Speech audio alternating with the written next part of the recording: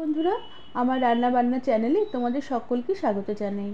আজ আমি মুখী কচু বা গাঠি কচুর একটি দুর্দান্ত স্বাদের হালকা পাতলা ঝোলের রেসিপি বানাবো। সাথে অল্প করে একটু সামান্য চিংড়ি মাছও দেবো। এতে এই কচুর রেসিপির স্বাদ বহুগুণ বেড়ে যাবে।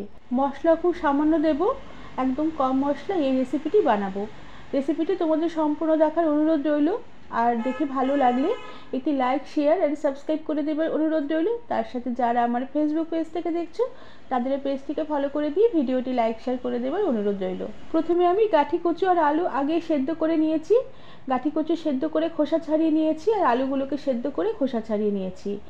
আর আলু আর কচু আগে একটু সেদ্ধ করে রান্না করলে রান্নাটাও যেমন তাড়াতাড়ি হবে আর খেতেও রেসিপিটি ভালো লাগবে। তবে তোমরা চাইলে খোসা ছাড়িয়ে কেটে সরাসরি রান্না করতে পারো, তবে এভাবে সেদ্ধ করে একটু রান্না করলে খেতে আরও বেশি স্বাদ হয়। আর তার সাথে অল্প করে চিংড়ি মাছ দেবো, তাই চিংড়ি মাছগুলোকে বেশ ভালো করে ধুয়ে বেছে নুন হলুদ মাখিয়ে রেখে দিয়েছি।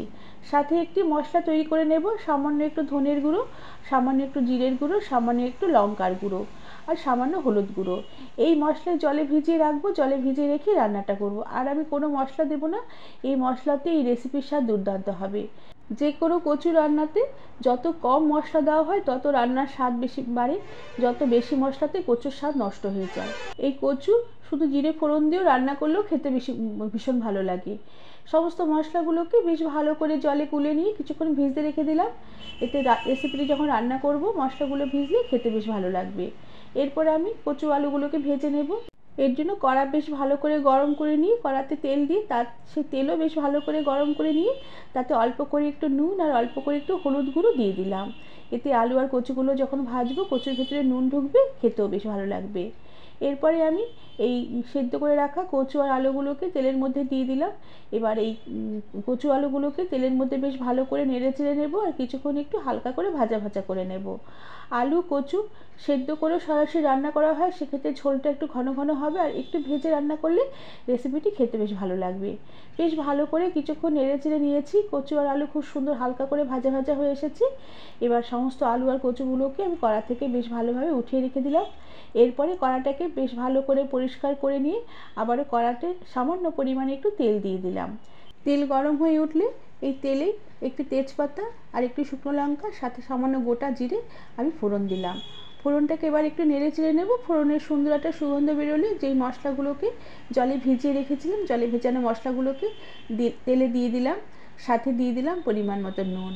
হলুদ গুঁড়ো আমি মশলাতেই আগে দিয়ে জলে ভিজিয়ে রেখেছিলাম, তাই আলাদা করে আর হলুদ গুঁড়ো দেবো না।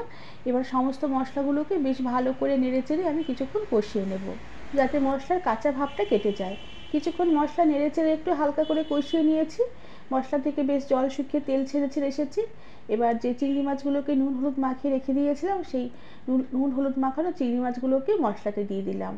চিংড়ি মাছ আগে ভাজলে চিংড়ি মাছ ছিবড়ে হয়ে যাবে, তাই সরাসরি কাঁচা চিংড়ি মাছ দিয়ে এই কচু রান্না করলে খেতেও যেমন ভালো লাগবে, চিংড়ি মাছগুলো নরম থাকবে আর খেতেও ভালো লাগবে।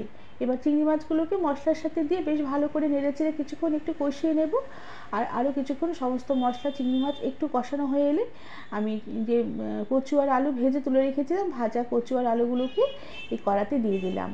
এবার ভাজা কচু আলু চিংড়ি মাছ মশলা সব একসাথে ভালো করে নেড়ে চেড়ে কিছুক্ষণ কষিয়ে নেব।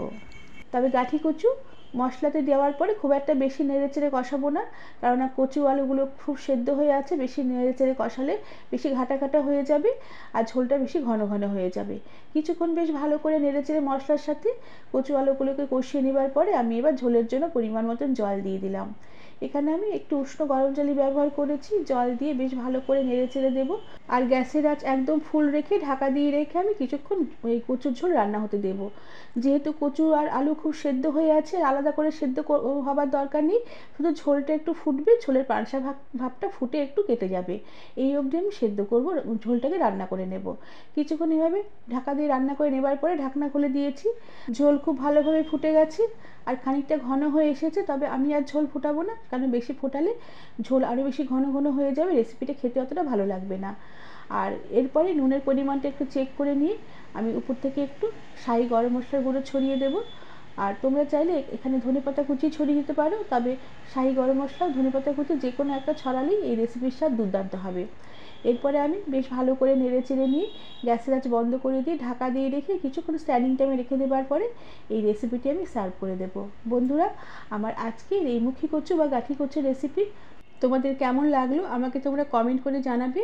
এভাবে রান্না করলে খেতে যেমন দুর্দান্ত স্বাদের হয় আর রান্নাটাও খুব তাড়াতাড়ি হয়ে যায়। আর রেসিপিটি তোমাদের ভালো লাগলে একটি লাইক, শেয়ার আর সাবস্ক্রাইব করে দেবার অনুরোধ রইল। সাথে পাশে থাকা বেল আইকনটি প্রেস করে দেবে, যাতে আমার নতুন ভিডিও নোটিফিকেশন সবার আগে তোমাদের কাছে পৌঁছে যাবে। আজ তাহলে আসি, পরে আবার অন্য কোনো নতুন রেসিপির সাথে দেখা হবে। ধন্যবাদ বন্ধুরা।